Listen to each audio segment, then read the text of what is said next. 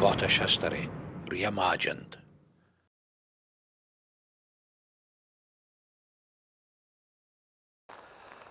Good morning and welcome back to the Spirit of Scotland 1314. Someone recently asked me, why does a lot of the descriptions of the Battle of Bannockburn tend to look at it from the English perspective? Well, quite simply, they have more complete records than we have in Scotland. Successive English armies would come into Scotland and strip Scotland of its wealth, its assets and its documentation to try to erase the memory of Scotland's existence. Edward I exemplified this when he came up to Scotland and took the stone of Scone back down to England. Later, Oliver Cromwell came up and took all the records and documentation of Scotland, and they were put in the Tower of London. Subsequently, when they were returned many years later, they were lost in a shipwreck off the Northumbrian coast. So we only have fragmentary records of some of the events that went on in Scotland due to them being stolen, burnt and lost at sea. The English chroniclers have some more complete records. So what we've got when it comes to Bannockburn is a historical puzzle. It's like a jigsaw of a treasure map where we need to take the fragmentary parts of all the chronicles and put them together and see if we can solve that jigsaw, that puzzle, to complete a narrative of what happened. So if you enjoy historical puzzles, join me today. We've quite a long film, but we're going to look at something very significant that is often overlooked by people who discuss the battle. And that is the history and the story of a road. So get yourself comfortable. As I say, it's quite a long film. Pour yourself a cup of tea, get settled, and if you enjoy a historic puzzle as much as I do, let me know what you think of the film and give me your thoughts and ideas about what you hear today, about the significance of this special road and whether it played any part in the outcome of the Battle of Bannockburn. Let's go.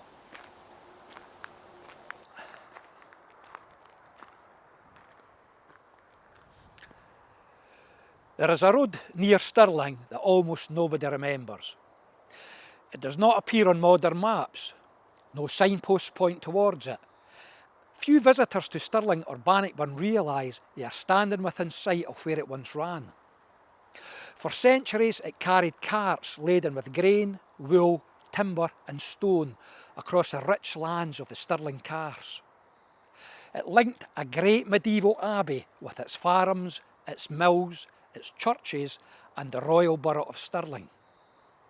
It was known simply as the Great Carriage Road of the Abbott. This road was the vital artery that serviced Cambus Kenneth Abbey. It seems an unlikely subject for a story about one of Scotland's greatest battles. Yet history often hides its greatest significance in the most ordinary places.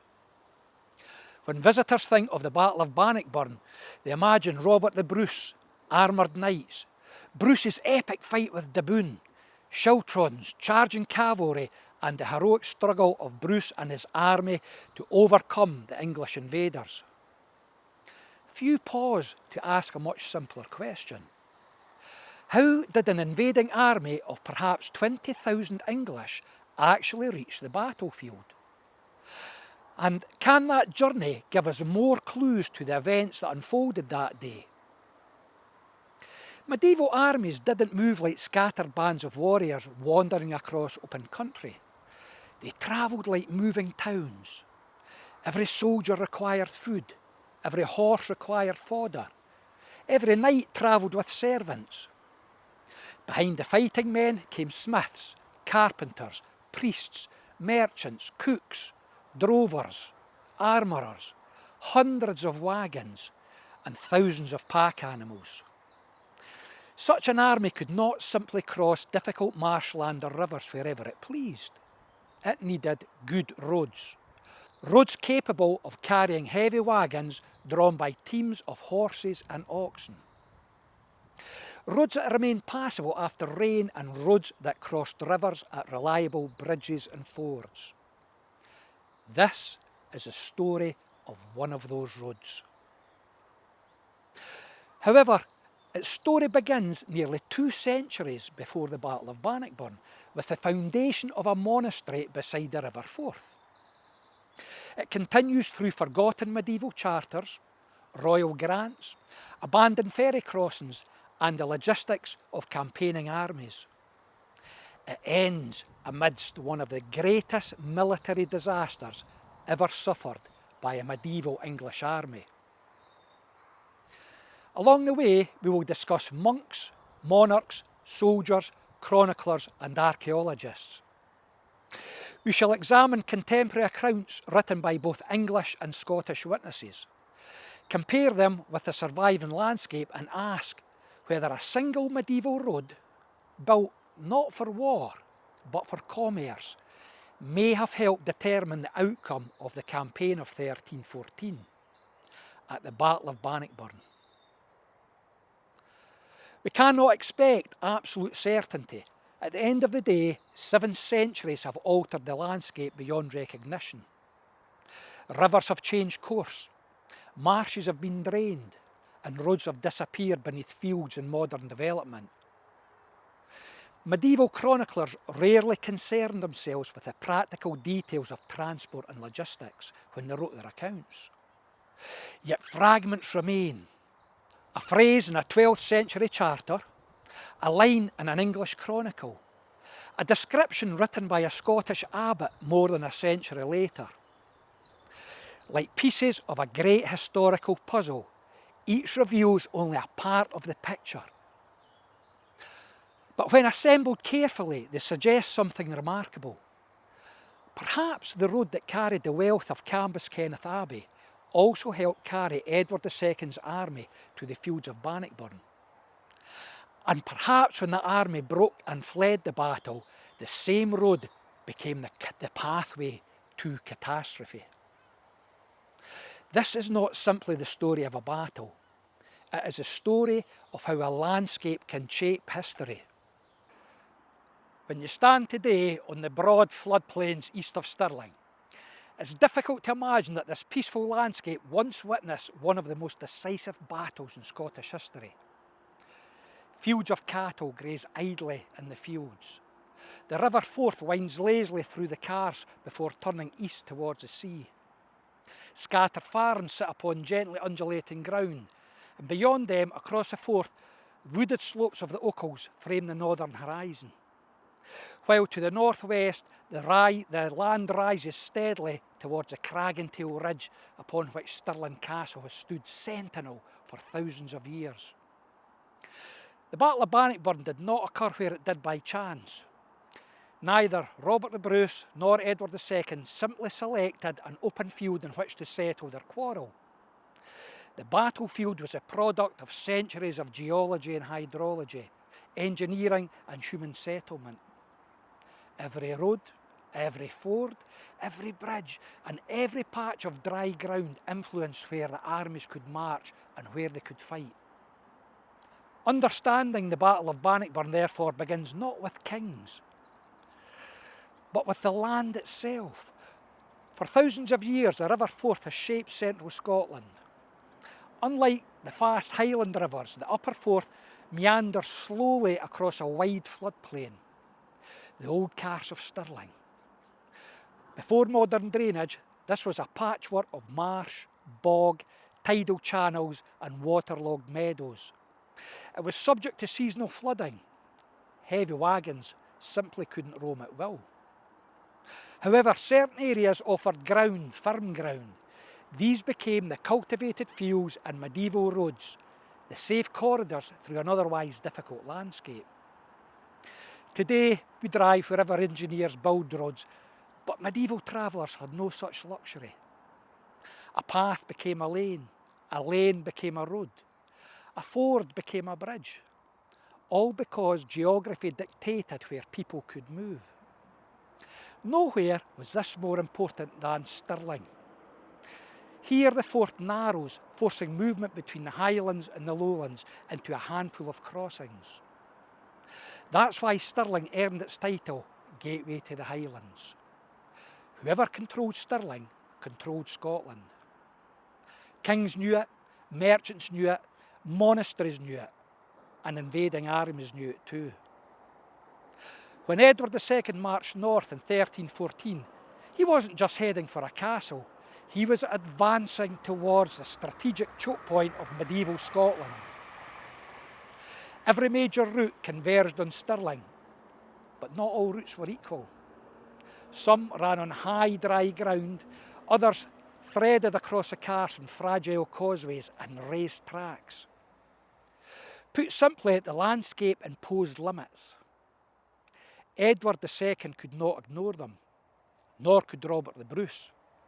Indeed, King Robert the Bruce's genius lay in part in recognising those limitations much more clearly than his opponent. And that journey, in my opinion, deserves far more attention than it usually receives. Which roads did the English actually use? If we can establish the principal routes available to Edward II's army, we can begin to understand where his baggage train travelled, where his camp realistically could have been established, which crossings became congested during the retreat, and why contemporary chronicles consistently describe men and horses being trapped by the terrain they had crossed only hours earlier. Among those forgotten roads, one in particular deserves closer attention. Magna Via Quadrigarum Abbattis, the Great Carriage Road of the Abbot. At first glance, it seems insignificant. A simple boundary marker defining land belonging to Cambus Kenneth Abbey. Yet medieval charters rarely describe roads unless everyone already recognised them as permanent features of the landscape.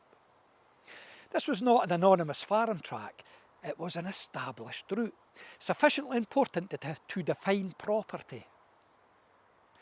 Where did it lead? What traffic used it? Could it have been used by Edward II's army? The Great Carriage Road was not built for war. It existed to move grain, wool, timber and rents between the Abbey's scattered possessions. Ironically, that very purpose may have made it very useful to an invading army. Cambus Kenneth Abbey owed its existence to one of Scotland's most remarkable kings. During the reign of David I, Scotland underwent a profound transformation. Between 1124 and 1153, David introduced sweeping administrative, economic and religious reforms that reshaped the Kingdom of Scotland. New royal boroughs encouraged trade. Norman methods of government strengthened the crown. Castles were built, sheriffdoms established and monastic communities invited to settle throughout Scotland. These monasteries were not simply religious institutions, they were engines of reform. The canons and monks brought literacy, administration, agricultural innovation and international connections. They introduced improved farming techniques, managed extensive estates and helped integrate Scotland into the wider political and economic life of medieval Europe. Around 1140 to 1147, David funded the Abbey of St Mary of Stirling, later to become known as Cambus Kenneth Abbey, behind me here. The abbey stands on low ground enclosed within a bend on the north side of the River Forth, immediately beside one of the principal crossing points of the upper river. From here the canons could reach Stirling, supervise their lands north and south of the Forth and welcome travellers approaching one of Scotland's most important royal centres. But just like every successful medieval monastery, Cambus Kenneth required more than prayer to survive. It needed income. Kings, nobles and local landowners therefore endowed the abbey with churches, mills, fisheries, meadows and agricultural estates. These gifts were made for many reasons: expressions of piety, hopes for salvation, political alliances and practical administration all played their part. Over the following decades, Cambus Kenneth accumulated an impressive portfolio of property. Among its most significant possessions were the churches of St Ninians and Clackmannan. Together with their dependent chapels, these were not isolated parish churches, but important ecclesiastical centres whose revenues from the congregation and mills and farms flowed back to the abbey. A monastery that owned such wide and scattered estates required reliable communications. It needed roads. Much of the timber, stone, hay, livestock and rents paid in kind travelled to the abbey by road. Everything was obviously dependent upon transport. This is one of the most overlooked realities of medieval history. The Cambus Kenneth road network connected the Abbott's assets east to west from Throsk to Stirling and north to south from the Abbey to St Ninians and beyond. From the Abbott's Grange or Manor at Throsk, ferries would connect to their extensive holdings in Clackmannan, maintaining their communication network. Archaeological investigations have revealed evidence of a medieval harbour beside the abbey here, confirming that goods also arrived by boat. Timber floated downstream. Agricultural produce crossed the river. Merchants travelled between settlements using tidal navigation whenever conditions allowed. The abbey therefore occupied the junction of two transport systems. One moved by water, the other moved by land. And together they created a logistical hub unmatched elsewhere in the region. Before permanent bridges became common, travellers crossed the Forth in only a handful of ways. The significance of Cambus Kenneth Abbey in the medieval period. Kings held parliaments here. Robert Bruce's own parliament met within its grounds after the Battle of Bannockburn. King James III would later be buried there alongside his wife Margaret of Denmark. And for centuries the abbey stood at the centre of Scottish political life. And yet its greatest legacy may have been less spectacular. It lay not in its church or its cloisters, but in the roads radiating from its gates. Most medieval roads have vanished without trace.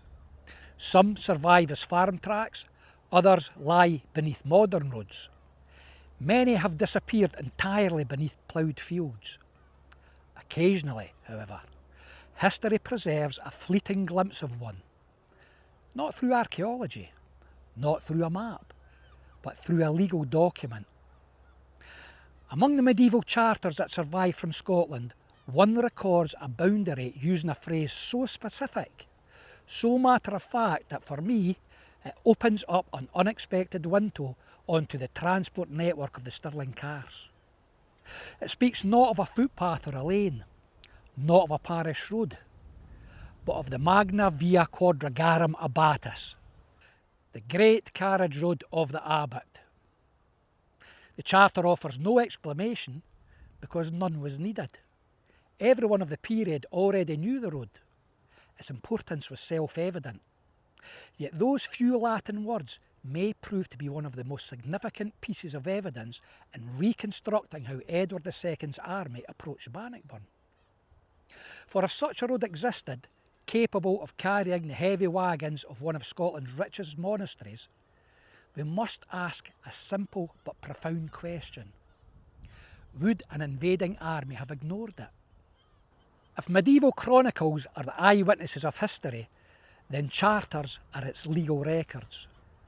They lack the drama of battles and the romance of kings and queens, yet they possess a quality prized above almost everything else.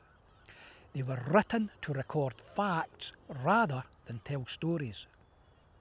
A chronicler might exaggerate the size of an army or embellish the heroism of a king. A land charter has no reason to do either. Its purpose was practical. It defined ownership. it settled disputes, and it preserved legal rights for future generations. For that reason, medieval scribes described landmarks with remarkable care. Streams, boundary ditches, standing stones, woodland edges and old roads. Anything that both parties recognised as permanent. To modern readers, these descriptions can appear a bit tedious. However, looking back through history, they are treasure maps. One such document survives among the records of Cambuskenneth Abbey, known today as the Fulch Charter. It was issued during the late 12th or early 13th century, when Malcolm, son of Roger, confirmed gifts of land to the Abbey of St Mary in Cambuskenneth. At first sight, there is nothing unusual about the grant. Like countless medieval charters, it describes the donated land by walking around its boundaries. Beginning at one point, it follows burns, ditches and stones until eventually returning to where it began. Then comes a phrase that deserves far more attention than it has usually received. The Charter speaks of land lying adjacent to the Magna Via Quadrigarum Abbattis, extending as far as the Burgess Meadows. Only a few words, yet those words help transform our understanding of the medieval landscape. Put together, the phrase reads, "The Great Road of the Abbott's wagons or carriage." What this phrase identifies is a recognised transport corridor associated with the commercial activities of Cambuskenneth Abbey itself.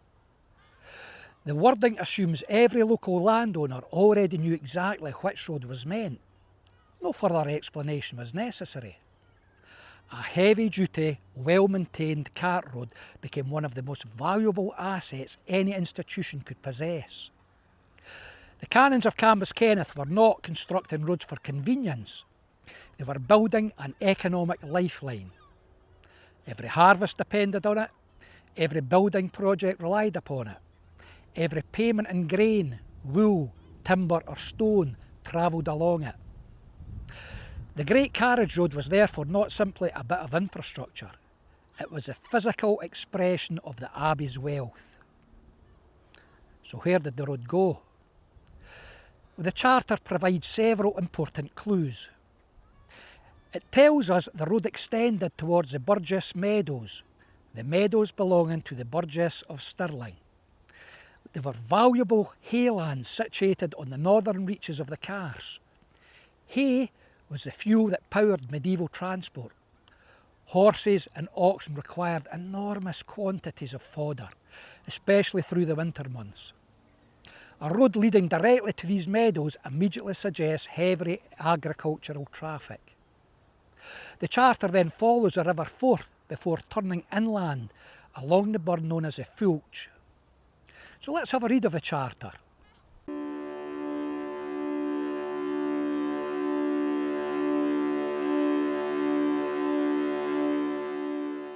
Let all men, both present and future, know that I, Malcolm, son of Roger, with the counsel and consent of my parents and friends, for the salvation of my soul and of my ancestors, have granted and by this present charter confirmed the donation which my kinsman Roger and my father Malcolm made to God and to the Church of St Mary of Cambuskenneth and to the canons there serving God, namely, all the land lying on the western side adjacent to the Great Cart Road of the Abbot, which extends as far as the Burgess Meadows and so to the water of Forth, and thus along the Forth downstream to a certain burn called Fulch, which flows into the Forth, and thus following the course of the Fulch up to a certain small ditch on the east descending into the Fulch, and then eastwards to a certain stone, and then southwards to another stone, and thereafter eastwards to a third stone,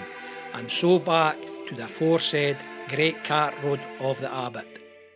While the Fulch Charter provides only a small but valuable glimpse into the precise course of the Abbot's Road, its existence and intended purpose suggest that the route extended far more extensively across the Carse than the surviving documentary evidence alone reveals.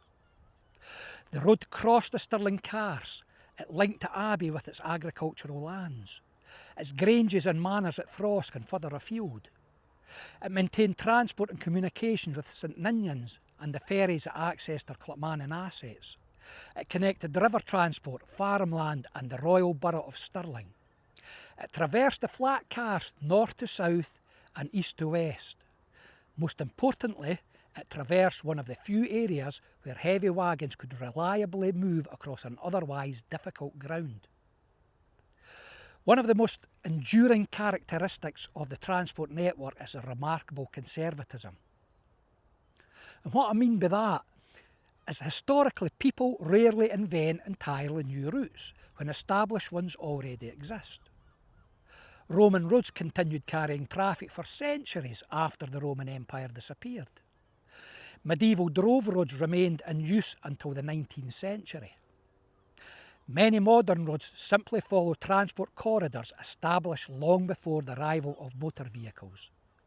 The reason's obvious. The landscape itself rarely changes. The easiest crossing point over a river remains the easiest crossing point. If Cambuskenneth Abbey had already established a major wagon road across the Carse more than a century before Edward II invaded Scotland, why wouldn't the English army choose to use it as they traversed the Carse? And there is an unexpected connection. There is another reason why the Great Carriage Road deserves attention. Only a few years before Bannockburn, Edward I of England considered strengthening the eastern approaches to Stirling by constructing castles at Palmaise and Tullabuddy. A decision that makes strategic sense from his perspective. Those positions overlook precisely the communications network leading towards the Forth crossings.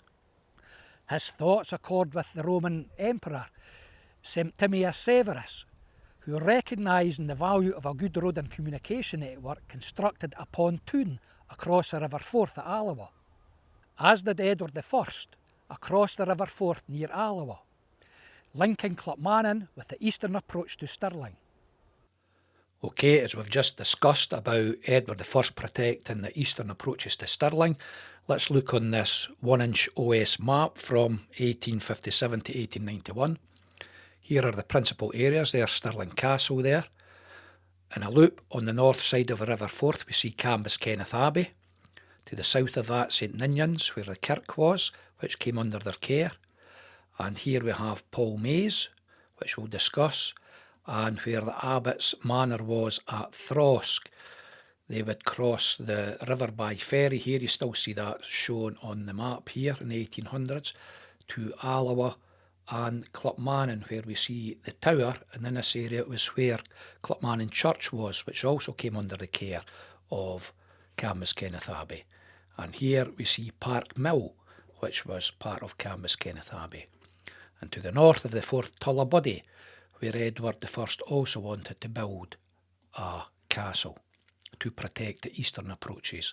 Tullabuddy would protect the road in here towards Stirling Bridge, and at Palmaise here he would be wanting to protect the eastern approach along here. I'm going along the route of the present day A905, and it's my thoughts that the medieval road wouldn't be too far removed from the present day A905, because it had to go across the better ground, and this is all slightly raised on the Carse here. It'd be the drier ground, so it makes sense and ties in with why Edward would want to build a tower here to protect that approach.